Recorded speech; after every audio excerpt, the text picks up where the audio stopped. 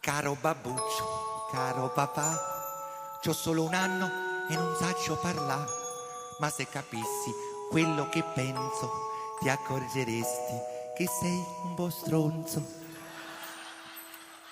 Certo non piango senza ragioni, so piccolina e so rompicoglioni, ma l'unico modo per comunicare è solo il pianto e qualche segnale. Per esempio, papà, se nella bocca mi ficco il ditino, mi sta spuntando un altro dentino, e se qualche volta mi vedi sputare, mi hai dato per sbaglio il biscotto del cane. Papà, ma chi te l'ha chiesta sta ninna nanna, con quella voce di trombone scassato? Se vuoi che dormo, dammi una canna.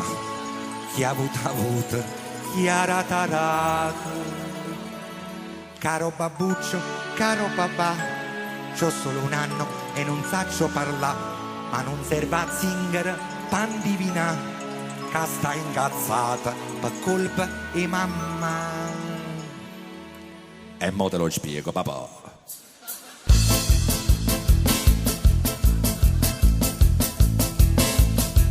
Quando mamma va dal parrucchiere o fa tardi al supermercato, cominciano a 1000 pensieri e ti sento cornuto e mazziato.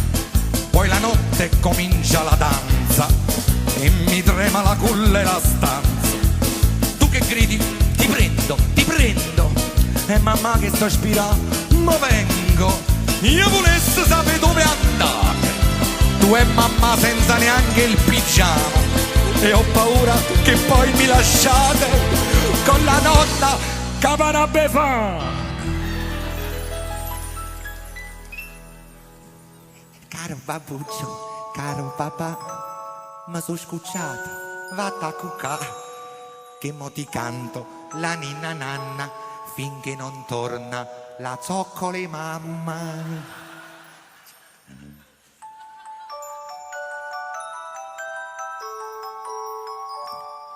Ninna nanna ninna oh, questo babbo a chi lo do, che da quando si è sposato è rimasto disoccupato, non ti vuole la befana manco per una settimana.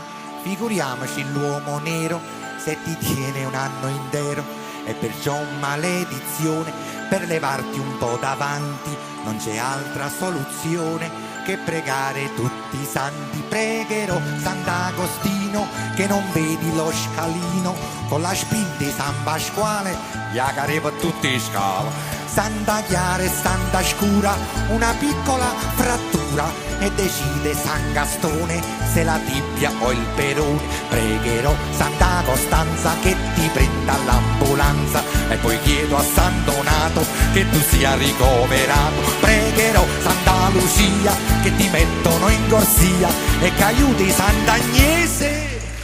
Papà, ci rimani qualche mese.